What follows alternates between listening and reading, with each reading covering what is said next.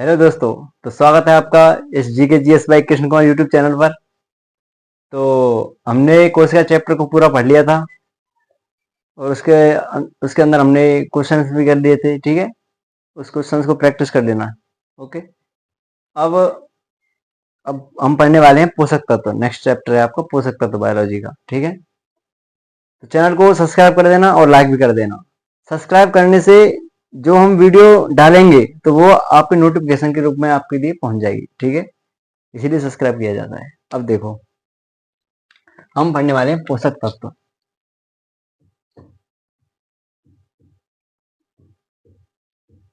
पोषक तत्व न्यूट्रिएंट्स।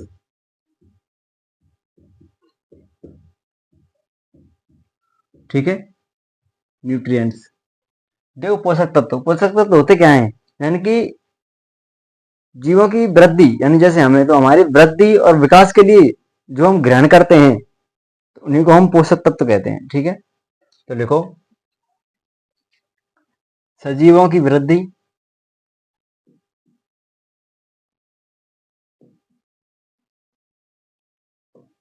एवं विकास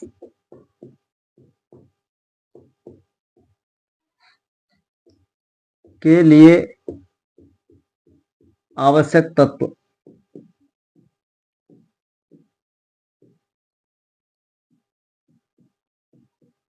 पोषक तत्व कहलाते हैं।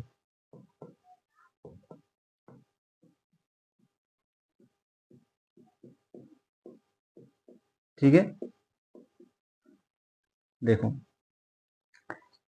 यानी कि जो सजीवों की वृद्धि एवं विकास के लिए जो हम आवश्यक जो तत्व, यानी जो हम भोजन के रूप में ग्रहण करते हैं, उनको ही क्या कहते हैं? पोषक तत्व। ठीक है, जिससे हमारे शरीर की क्या होती है? वृद्धि और विकास। अब देखो, जीव दो प्रकार के रहते हैं, यानी कि एक तो स्वपोषी भी होते हैं और परपोषी। तो देखो, तो पोषण दो प्रकार का होता है। पोषक तत्व ग्रहण करने की जो प्रक्रिया होती है, ठीक है, उसे कहते हैं हम पोषण। देखो, पोषण दो प्रकार का है। ठीक है, एक है आपका स्वपोषी और दूसरा आपका विषमपोषी या फिर परपोषी।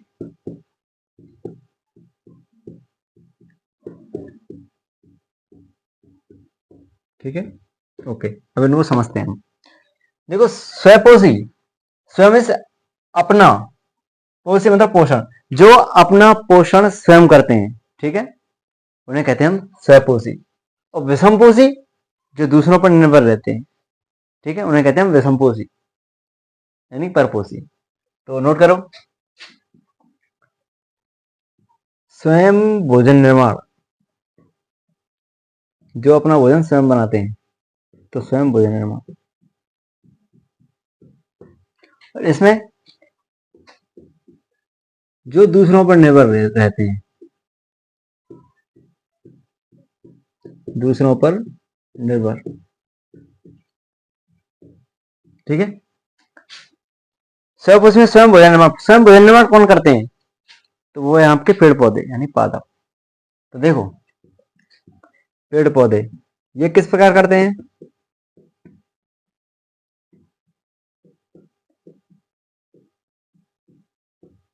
तो हमने जो क्लासेस कोशिका में हुई थी, तो उसकी दूसरी क्लास में हमने देखा था कि पेड़ पौधे प्रकाश संश्लेषण के तहत भोजन निर्माण करते हैं। ठीक है, तो इसमें क्या होता है? प्रकाश संश्लेषण।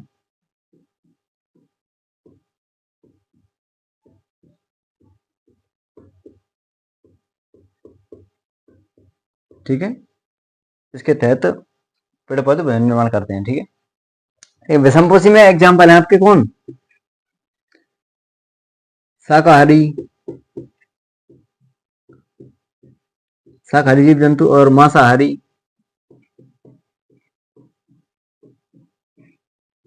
और सर्वाहारी। ठीक है, मनुष्य आपका सर्वाहारी है।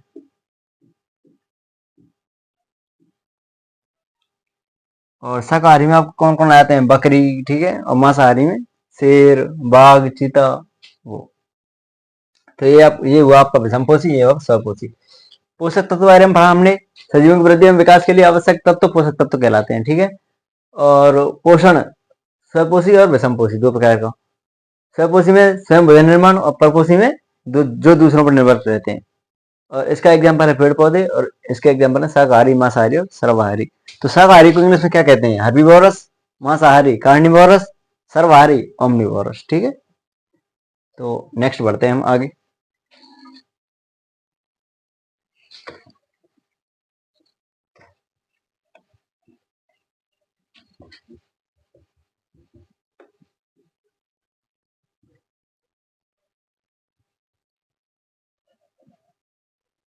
अब देखो हमने परपोषी को पढ़ा। परपोषी में हमने देखा कि शाकाहारी, मांसाहारी और सर्वाहारी, ये इसके एग्जाम्पल हैं। लेकिन इसका एग्जाम्पल एक और भी है, वो है आपका अपमार्जक, ठीक है। अपमार्जक, अपमार्जक जिसको इंग्लिश में क्या कहते हैं हम? स्कैवेंजर। अपमार्जक क्या होते हैं पोषक के हिसाब से? तो वे जीव जो मृत पदार्थों पर निर्भर रहते हैं, मृत पदार्थों पर निर्भर, इन्हीं को ही प्रकृति का सफाई कर्मी कहा जाता है। तो आप बता सकते हो कौन है प्रकृति का सफाई कर्मी? तो वो है आपके गिद्ध, ठीक है, चील। तो वो क्या करते हैं कि जैसे मृत पदार्थ, यानी कि जैसे आपके किसी की भैंस मर गई, ठीक है, तो उसके मरने के बाद उसके जो, यानी कि उसकी जो आपके मांस है, उसको गिद्ध जो होते हैं वो खा जाते हैं। तो इसका एग्जांपल लिख लो, गिद्ध, ठीक है, चील, ये। अब देखो गिद्ध, गिद्ध को कहते हैं हम वल्चर, इंग्लिश में बोला जाए तो वल्चर। देखो गिद्धों के बारे में आपने पढ़ा होगा कि इनकी डाइक्लोफेनिक नामक दवा से यानी इनका पतन होने लगा था। तो डाइक्लोफेनिक दवा क्या थी? यानी मवेशियों को ये दवा दी जाती थी, मवेशियों को, वो उनके मरने के पश्चात मवेशी जैसे मर जाते थे, तो गिद्ध जो थे उनको खाने के लिए आते थे। इसी प्रकार उस दवा का प्रसार उन गिद्धों में हो गया, जिससे उनका पतन होने लगा। तो इसमें लिख लो, गिद्धों का पतन।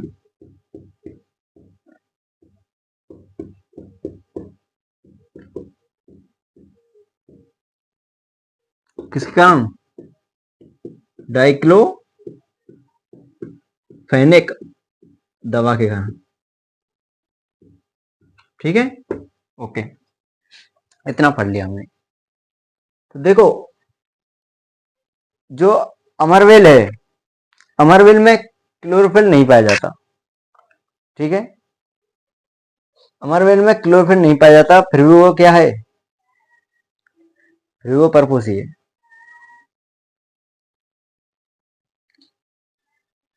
अब देखो, अब पढ़ते हैं हम, यानी कि उसमें, यानी कि जो आपके पोषक पोषक तत्व हैं वो आपके दो प्रकार के होते हैं। देखो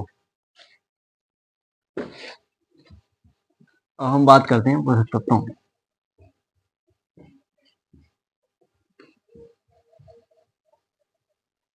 देखो पोषण होता है दो प्रकार का, स्वपोषी और विषमपोषी। लेकिन पोषक तत्व भी दो प्रकार के होते हैं। वो होते हैं आपके, देखो मैक्रो, एक होता है माइक्रो, ठीक है। मैक्रो और माइक्रो। मैक्रो यानी कि बड़ी मात्रा में आवश्यक, हमारे शरीर के लिए बड़ी मात्रा में आवश्यक, यानी बहुत मात्रा में आवश्यक तत्व। जैसे आपने सुना होगा कि कार्बोहाइड्रेट से हमें बहुत ऊर्जा मिलती है, तो ये बहुत बड़ी मात्रा में आवश्यक होता है हमारे लिए, ठीक है। और माइक्रो कम मात्रा में आवश्यक, कम मात्रा में आवश्यक तत्व। ठीक है। अब देखो मैक्रो यानी बड़ी मात्रा में आवश्यक तत्व, वो कौन कौन से हैं आपके?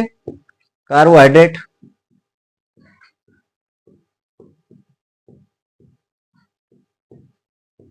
वसा और प्रोटीन। ये तीन जो आपके पोषक तत्व हैं वो बड़ी मात्रा में आवश्यक होते हैं, यानी कि इनसे ही हमें क्या मिलती है? ऊर्जा मिलती है।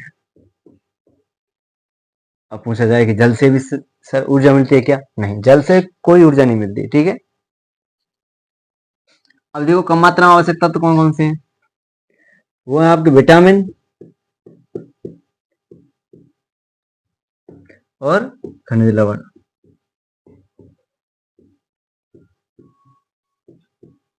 तो क्या आपने कभी ये सुना कि हमको भूख लग रही है तो हम विटामिन खा लें? नहीं, हमको भूख लग रही है तो हम क्या खाएंगे? कार्बोहाइड्रेट खाएंगे, प्रोटीन खाएंगे। ठीक है। इनसे हमें क्या मिलेगी? ऊर्जा। ठीक है। तो विटामिन और खनिज लवण ये क्या काम करते हैं? ये रोग प्रतिरोधक क्षमता को बढ़ाते हैं।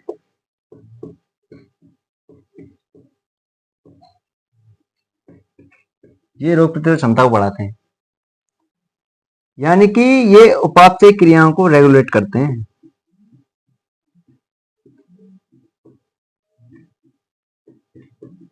नियंत्रण यानी कि रेगुलेट। ठीक है। देखो अब पूछूं क्या है इनसे हमें ऊर्जा मिलती है क्या? नहीं सर, इनसे हमें कोई ऊर्जा नहीं मिलती। तो यहां पर नोट कर लो, ऊर्जा नहीं मिलती। ठीक है। देखो पोषक तत्व तो है मैक्रो और माइक्रो। मैक्रो यानी कि बड़ी मात्रा में आवश्यक और माइक्रो कम मात्रा में आवश्यक तत्व। मैक्रो में आपके कार्बोहाइड्रेट, वसा, प्रोटीन, और इनसे हमें क्या मिलती है? ऊर्जा। लेकिन इनसे हमें ऊर्जा नहीं मिलती, जिसमें आपके विटामिन और खनिज लवण है, इनसे हमें कोई ऊर्जा नहीं मिलती। और ये क्या करते हैं? रोग प्रतिरोधक क्षमता को बढ़ाते हैं हमें, यानी कि रोग प्रतिरोधक क्षमता को बढ़ाते हैं। और ये उपापचय क्रियाओं क्या करते हैं? नियंत्रण। ठीक है। रोग प्रतिरोधक क्षमता जैसे किसी को किसी की आंखों में खराबी हो गई तो कहते हैं, यानी कि आंख से दिख नहीं रहा है तो कहते हैं कि विटामिन ए ले लो। ठीक है। जिससे हम रतौंधी रोग खत्म होता है। ठीक है। तो ये आपके क्या है? पोषक तत्व। तो हम इनको क्रम से पढ़ने वाले हैं। ठीक है। इन सभी को पढ़ेंगे, इसको भी, इसको भी, इसको भी, और विटामिन भी पढ़ने वाले हैं और खनिज लवण भी पढ़ने वाले हैं। तो देखो आज हम कंप्लीट करेंगे कार्बोहाइड्रेट, वसा और प्रोटीन। ठीक है। और नेक्स्ट जो क्लास आएगी उसमें हम विटामिन और खनिज लवण पढ़ेंगे। ठीक है। तो देखो, तो पहला टॉपिक डालो आप, कार्बोहाइड्रेट।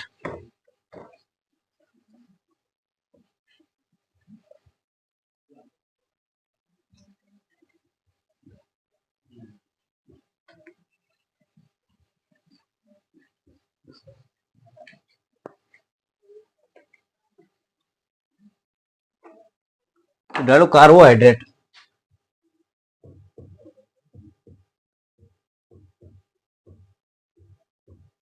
देखो कार्बोहाइड्रेट, कार्बोहाइड्रेट इससे क्या मिलती है हमें? ऊर्जा। तो पहला पॉइंट तो यही नोट कर लो, ऊर्जा मिलती है। और कार्बोहाइड्रेट जो होता है वो हम इंस्टेंट एनर्जी यानी कि तुरंत ऊर्जा प्राप्त करने के लिए करते हैं। ठीक है।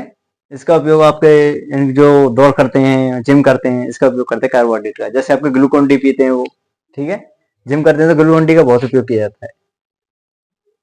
तो लोग आपको आपसे कहते होंगे कि ऊर्जा यदि आपको प्राप्त करनी है थोड़ी सी चीनी खा लो, उसी से ऊर्जा है, कि एक केला खा लो। ठीक है। तो देखो कार्बोहाइड्रेट, इससे हमें ऊर्जा मिलती है और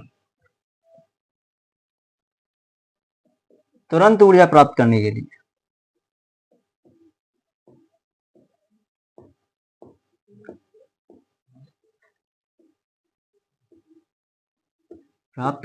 लिए किसका उपयोग करते हैं? कार्बोहाइड्रेट का। ठीक है।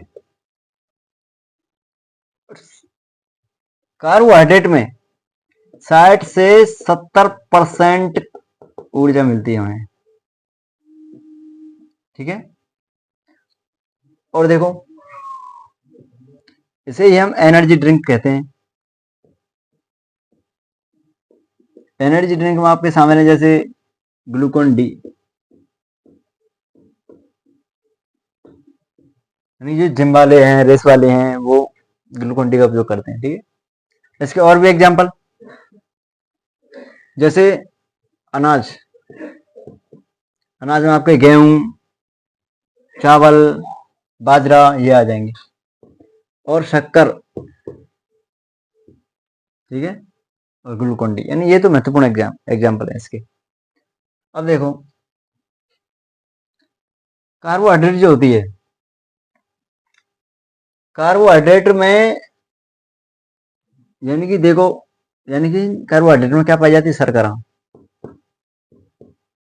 जिसे हम क्या कहते हैं, शुगर, ठीक है। अब एक बात ध्यान रखना, जरूरी नहीं है कि सभी कार्बोहाइड्रेट आपकी मीठी हो, ठीक है, इस बात को भी नोट कर लेना, सभी कार्बोहाइड्रेट मीठी नहीं होती।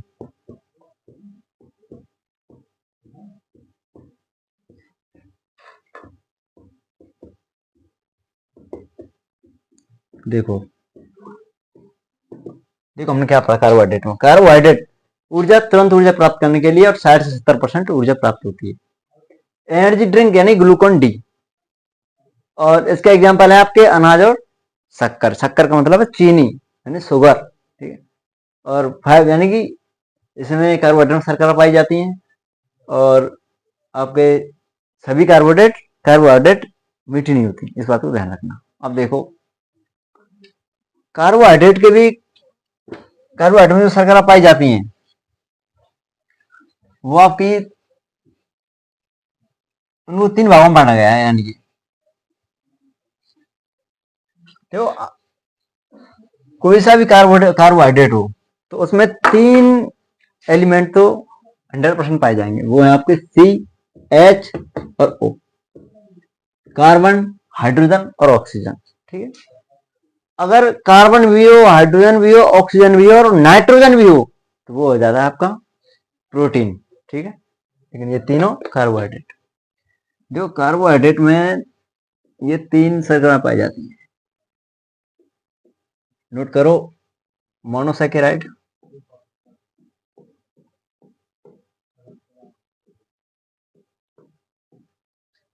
डाइसैकेराइड,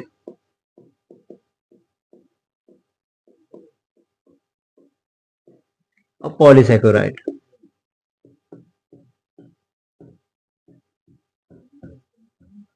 ठीक है।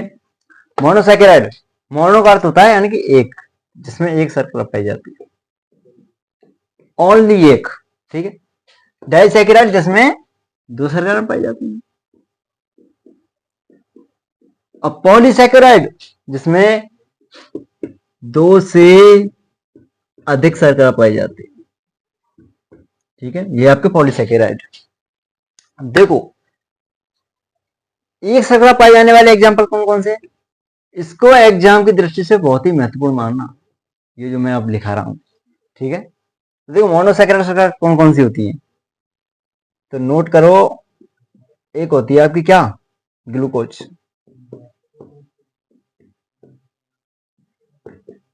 सूत्र क्या होता है इसका, C6H12O6, ठीक है।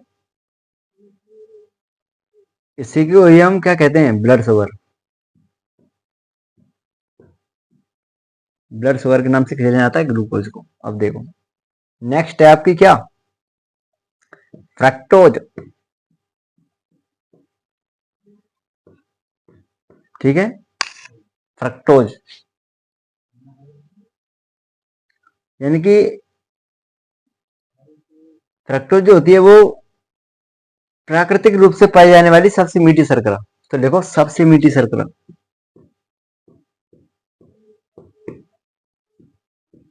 सबसे मीठी। और नेक्स्ट लिखो आप, गैलेक्टोज,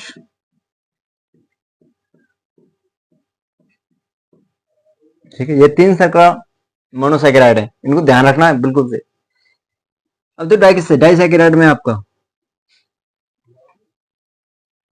डाइसैकेराइड में आपके सुक्रोज, ठीक है, दो शर्करा होंगे, सुक्रोज 2 शर्कराओं से मिलकर बनी होगी। तो ग्लूकोज तो सब में कॉमन रहेगा, इस बात को ध्यान रखना। ग्लूकोज, और इसमें आपका मिल जाता है क्या, फ्रक्टोज, ठीक है। अब लिखो आप इसमें एक और एग्जांपल, लैक्टोज, ये मिलकर बना था ग्लूकोज, तो फिक्स है बिल्कुल, इसमें आप मिला दो गैलेक्टोज, ठीक है। और एक और एग्जांपल लिख लो इसमें, माल्टोज, इसमें ग्लूकोज तो बिल्कुल फिक्स है, इसमें ग्लूकोज का एक और अणु मिल जाता है, ठीक है। ग्लूकोज के 2 अणु मिलकर क्या बनाते हैं, माल्टोज। पॉलीसैकेराइड में देखो, इसमें एग्जांपल आपके स्टार्च और आपका ग्लाइकोजन,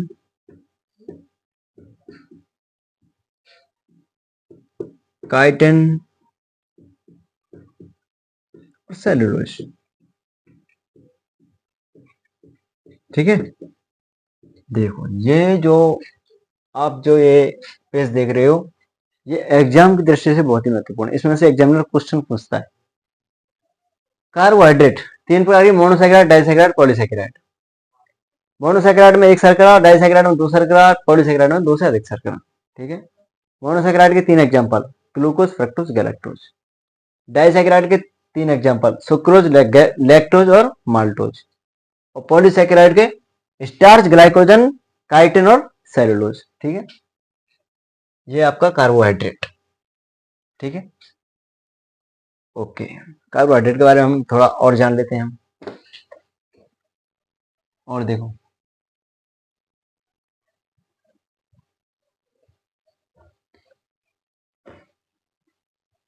जहां जहां आपको ओज मिल जाए, जैसे माल्टोज, ग्लूकोज, फ्रक्टोज, ओज मिल जाए वहां पर, यानी कि वो क्या है, कार्बोहाइड्रेट है। इस बात को बिल्कुल ध्यान रखना, जहां जहां ओज वहां वहां कार्बोहाइड्रेट, ठीक है। अब देखो, यानी कि हमने कौन सा का पढ़ी थी, सुक्रोज, यानी कि ये नोट है आपके, नोट नोट डालो, फर्स्ट नोट, ठीक है। देखो सुक्रोज के बारे में, सुक्रोज को हम प्रतीप शर्करा, इसके नाम लिखा रहा हूं, प्रतीप, इसी को हम इनवर्ट शर्करा भी कहते हैं, ठीक है। इसी को हम टेबल शुगर भी कहते हैं, टेबल शुगर, इसी को हम केन शुगर कहते हैं। इस बात को बिल्कुल ध्यान रखना, ठीक है। तो एग्जाम क्वेश्चन पूछ लेता है, इनवर्ट शुगर किसे कहा जाता है, सुक्रोज को। और नेक्स्ट पॉइंट नोट करो कि जो फ्रक्टोज है, फ्रक्टोज प्राकृतिक रूप से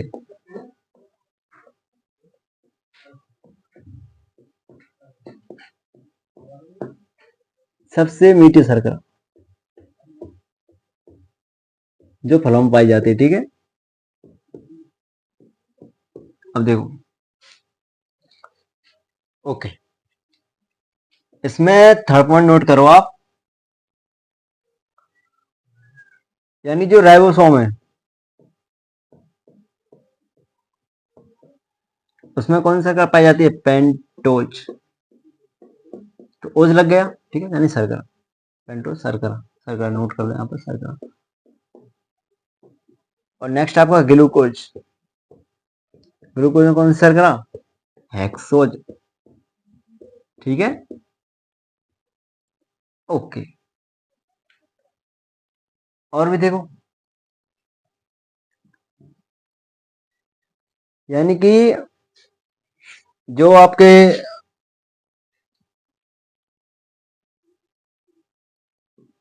कवक होते हैं, उनकी कोशिका भित्ति किसकी बनी होती है? ये मैंने आपके लिए पढ़ाया था।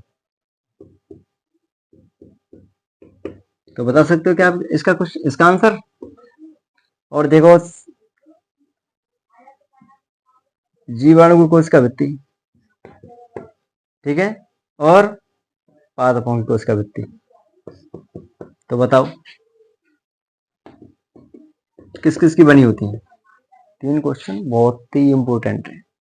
कवक की बनी होती है का से काइटिन। जीवाणु इसकी बनी होती है आपकी पेप्टाइडोग्लाइकन।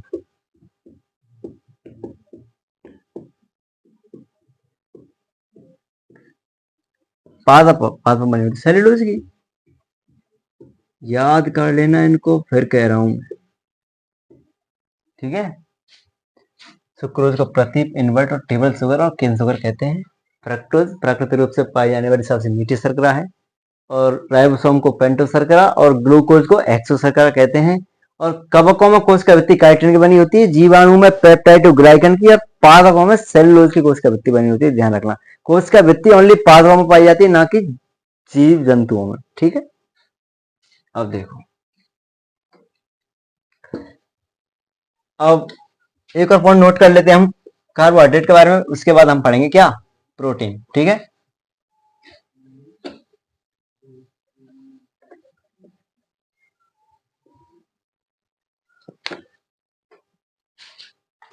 देखो प्रोटीन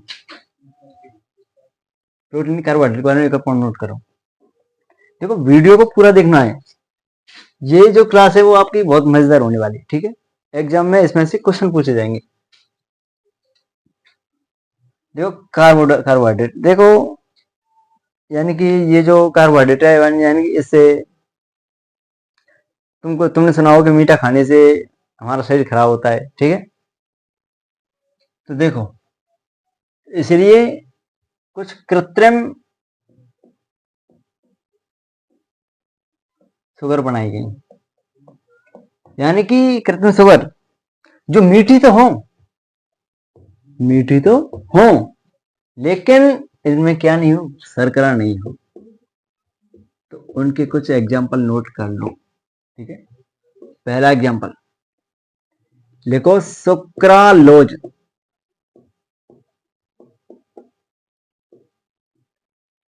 इसमें लिखो और सैक्रीन, और आपका एस्पार्टम, ठीक है। ये 3 शर्करा बनाए गए। एस्पार्टम आपका कार्सिनोजन, ठीक है, ओके। ये आपका पॉइंट था, कृत्रिम शुगर बनाई गई, ठीक है। 3 थी, सुक्रालोज, सैक्रीन और एस्पार्टम, ध्यान रखना। अब बढ़ते हैं हम आगे की ओर। तो वो है आपका सेकंड प्रोटीन, ठीक है। तो देखो प्रोटीन, देखो प्रोटीन क्या करता है। जैसे आपने देखा होगा कि जो जिम वाले लोग होते हैं, तो वो बॉडी बिल्डिंग यानी बॉडी बनाने के लिए प्रोटीन का उपयोग करते हैं, ठीक है। तो ये बॉडी बिल्डिंग सब्सटेंस है, यानी शरीर का निर्माणकारी तत्व। तो लिखो, प्रोटीन जो है वो बॉडी बिल्डिंग सब्सटेंस, ठीक है। बॉडी मतलब शरीर, बिल्डिंग यानी निर्माणकारी, सब्सटेंस यानी तत्व, ठीक है। प्रोटीन के बारे में हमने इतना पढ़ा। प्रोटीन से क्या मिलती है? हमको ऊर्जा, ठीक है, ये हमने पढ़ लिया। तो इसको भी नोट कर लो, इससे हमें क्या मिलती है? ऊर्जा। और देखो प्रोटीन के बारे में 2 महत्वपूर्ण बातें। देखो, प्रोटीन की खोज करने वाला कौन था? प्रोटीन की खोज की थी मुल्डर। और इसको नाम देने वाला कौन था? बर्जीलियस,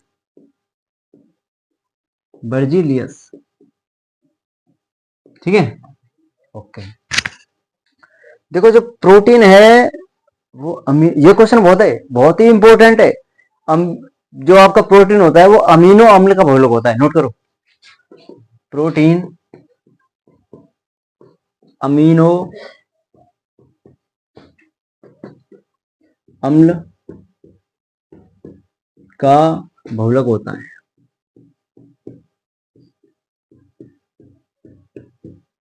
ठीक है, अमीनो अम्ल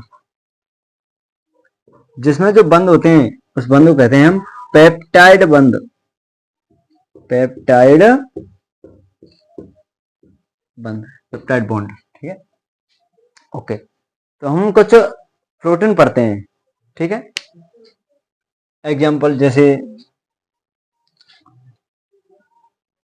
अगले पेज में देखते हैं हम, एक साथ देख लेंगे।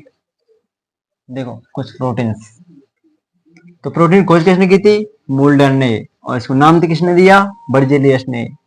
और यह शरीर निर्माणकारी तत्व होता है, यानी बॉडी बिल्डिंग सब्सटेंस, और यह अमीनो अम्ल का बहुलक होता है। देखो इसमें आपके पहला लिखो रक्त, रक्त में कौन सी प्रोटीन पाई जाती है? तो नोट करो ग्लोबिन प्रोटीन।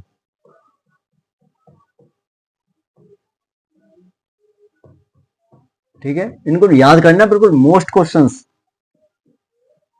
डायरेक्ट एग्जाम में पूछे जाने वाले। और दाल, दाल में कौन सी प्रोटीन होती है? जो कहते हैं ना लोग कि दाल खाया करो प्रोटीन, यानी जिससे आपकी बॉडी बनेगी। देखो दाल में पाई जाती है आपकी प्रोलेमिस प्रोटीन, प्रोलेमिस प्रोटीन। और देखो आपका अनाज, अनाज में भी तो प्रोटीन होती है, वो होती है आपकी कौन सी? ग्लूटेन। ठीक है, ग्लूटेन प्रोटीन। और आप नोट करो अंडा, अंडे में होती है आपकी क्या? Albumin protein. ठीक है, और मांस में, मांस में भी प्रोटीन पाई जाती है, ध्यान रखना इसको। तो ये होती है आपकी मायोसिन प्लस एक्टिन। ठीक है, और आपका और नोट करो नाखूनों में, और आपको जो सींग है, ठीक है, इनमें पाई जाती है क्रेटिन प्रोटीन, क्रेटिन प्रोटीन। और नोट करो इसमें आपका हमने पढ़ा था गुणसूत्र, गुणसूत्र में मैंने आपके लिए बताया था हिस्टोन प्रोटीन। ठीक है, और देखो देखो रक्त का थक्का अगर जमाना हो, रक्त का थक्का अगर जमाना हो तो वो होती है आपकी फाइब्रोजन प्रोटीन। ठीक है, और रक्त का थक्का यदि नहीं जमाना हो तो वो होती है आपकी हेपेरिन प्रोटीन, हेपेरिन। तो देखो ढंग से, रक्त में ग्लोबिन, दाल में प्रोलेमिस प्रोटीन, अनाज में ग्लूटेन प्रोटीन, अंडे में एल्ब्यूमिन प्रोटीन, और मांस में मायोसिन और एक्टिन, नाखूनों में क्रेटिन प्रोटीन। ठीक है, और गुणसूत्रों में हिस्टोन प्रोटीन। देखो रक्त का थक्का अगर हमें जमाना हो तो फाइब्रोजन प्रोटीन, और रक्त का थक्का नहीं जमाना हो तो हेपेरिन। यानी कि जैसे आपका हाथ कट गया और उसमें से खून निकल रहा है। ठीक है, तो ये जो फाइब्रोजन प्रोटीन है वो रक्त को जमाने का काम करती है, यानी कि रक्त बहे नहीं। ठीक है, लेकिन रक्त बहेगा नहीं तो यदि ये जम जाएगा तो हमारा ब्लड सर्कुलेशन खराब हो जाएगा। रक्त तो बहना चाहिए, और बहने के लिए कौन कौन है? नहीं जमाने के लिए कौन है? Heparin protein. ठीक है, तो हेपेरिन प्रोटीन बहाने का काम करती है, और फाइब्रोजन प्रोटीन रक्त को बहने से रोकती है। ठीक है, सब से संतुलन में हमारे शरीर में। ठीक है, अब देखो हम कुछ प्रोटीन पढ़ लिया हमने। अब देखो प्रोटीन यानी कि प्रोटीन से होने वाले कुछ रोग हैं। तो ज्यादा कुछ नहीं है, तो देखो प्रोटीन से होने वाले रोग।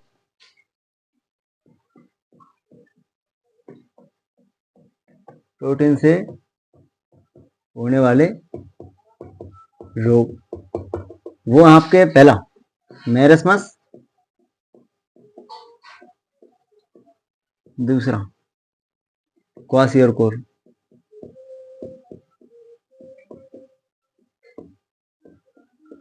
देखो इसमें तो मेरेस्मस में तो मेरेस्मस शब्द से ही दिख रहा है कि यानी मरा सा, यानी कि मेरेस्मस में एक हड्डियों का ढांचा बन जाता है शरीर का। और क्वासियोरकोर रोग में शरीर पर सूजन आ जाती है। ठीक है, आपने कई लोगों को देखा होगा। तो ये प्रोटीन की कमी से होने वाले रोग हैं। ठीक है, ओके, इनको ध्यान रखना। अब हम पढ़ने वाले हैं वसा, जिसे आप लिपिड कहते हो। ठीक है, वसा, लिपिड, चर्बी, कुछ भी कह सकते हो। ठीक है, तो देखो वसा यानी कि लिपिड या फिर चर्बी। ठीक है, देखो तो ये जो वसा होता है ये आपका उपवास के समय काम देता है। देखो समझाता हूं, उपवास। ठीक है, उपवास तो जानते होंगे, जैसे कोई कृष्ण जन्माष्टमी पर उपवास रखता है। ठीक है, तो उपवास में भोजन तो खा नहीं सकते, तो ये जो वसा यानी चर्बी वही काम देती है उस टाइम, क्योंकि हम कार्बोहाइड्रेट भी नहीं लेते, प्रोटीन भी नहीं लेते, तो ऊर्जा की आवश्यकता तो हमारे शरीर के लिए होगी। तो हम हमारे जो शरीर है वो चर्बी को यूज करता है। ठीक है, ठीक है, जिससे व्यक्ति थोड़ा कमजोर भी होता चला जाता है। ठीक है, ओके, यानी कि ये जो है वो रिजर्व्ड फूड के रूप में काम करती है। रिजर्व फूड यानी आरक्षित भोजन।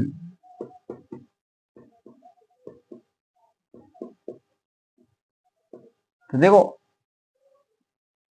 आप तो जैसे कार्बोहाइड्रेट लेते होंगे और प्रोटीन भी लेते होंगे, तो ये जो चर्बी है, लिपिड है, वो इकट्ठी स्टोर होती रहती है हमारे शरीर में। और जब हम कार्बोहाइड्रेट भी नहीं ले पाते और प्रोटीन भी नहीं ले पाते, तो लास्ट में ये जो चर्बी है वही हमारे शरीर का भोजन बनती है। ठीक है, ध्यान रखना इस बात को। इसीलिए हम क्या कहते हैं, आरक्षित भोजन, रिजर्व्ड फूड। और देखो वसा यानी कि इसमें 3 वसीय अम्ल और 1 ग्लिसरॉल। इस पॉइंट को ध्यान रखना, इनसे मिलकर बना होता है ये वसा। ठीक है, वसा से हमें एनर्जी कितनी प्राप्त होती है, तो वो होती है आपकी 9.62 किलो कैलोरी। ठीक है, वसा से। अब देखो वसा जो होता है,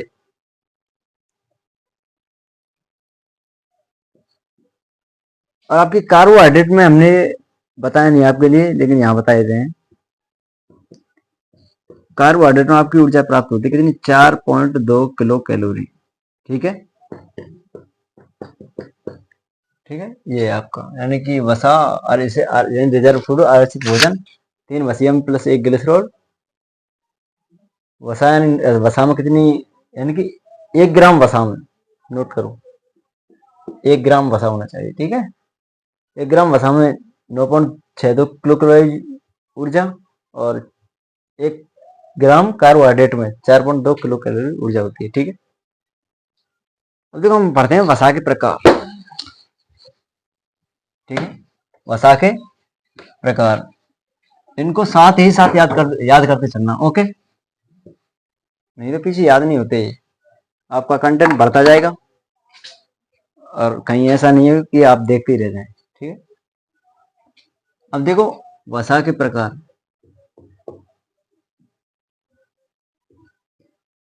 एक होता है आपका संतृप्त वसा, एक होता है आपका असंतृप्त वसा।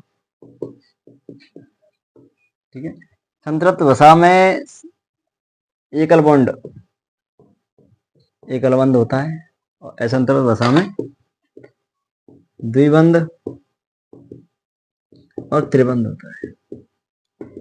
ठीक है। संतृप्त वसा कैसे कहते हैं? यानी कि जो सर्दियों में जम जाए और गर्मियों में पिघल जाए। तो जैसे घी जो होता है वो आपका, जिसमें लिख लो सर्दी में जम जाए, और इसमें लिख लो सर्दी में ना जम।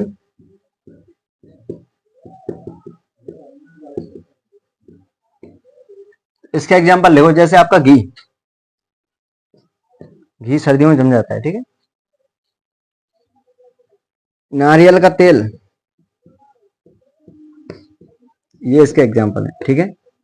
और इसमें एग्जांपल जो सर्दियों में ना जमे वो है आपका सरसों का तेल। बोलो है कि नहीं?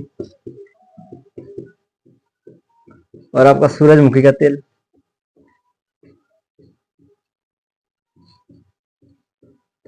ठीक है। यानी कि ये देखो, पहले वाले आदमी के लिए तो ये वाले तो लाभदायक होते थे और ये हानिकारक। लेकिन आजकल के लोग फास्ट फूड यानी जंक फूड खाने की वजह से ये उनके लिए हानिकारक है और ये लाभदायक, यानी कम हानिकारक है। लाभदायक तो क्या कहेंगे हम, कम हानिकारक है। क्योंकि जो घी होता है उसका आजकल के लोगों में पाचन नहीं हो पाता। लेकिन पहले जो प्राचीन लोग होते उनमें घी का पाचन, यानी वो कसरत करते थे। ठीक है। लेकिन आजकल के लोग नहीं करते उतना है, जंक फूड खाते हैं। ठीक। तो ये तो हानिकारक है और ये वाले कम हानिकारक है। इसीलिए तो कहा जाता है कम हानिकारक। कि सरसों का तेल यूज किया करो। जो आपके सब्जियां होती हैं उनमें सरसों का तेल इसीलिए हम यूज करते हैं। ठीक है। कम हानिकारक होते हैं। यदि हम ये यूज करने लग गए, कोई घी खा रहा है, क्योंकि सर्दियों में ये क्या होता है, जम जाता है हमारे शरीर में।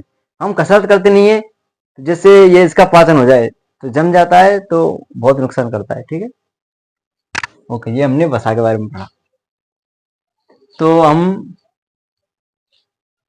कल पढ़ेंगे क्या, आपकी विटामिन पढ़ने वाले हैं और खनिज लवण पढ़ने वाले हैं। ठीक है। तो हमने कार्बोहाइड्रेट और वसा और प्रोटीन को पढ़ लिया है। ठीक है। हम कल पढ़ेंगे विटामिन और खनिज लवण। ठीक है। तो आपको वीडियो अच्छी लगी हो तो चैनल को सब्सक्राइब कर देना और बेल आइकन को ऑन कर देना और चैनल को लाइक भी कर देना। ठीक है। वीडियो को। जय हिंद। ठीक है।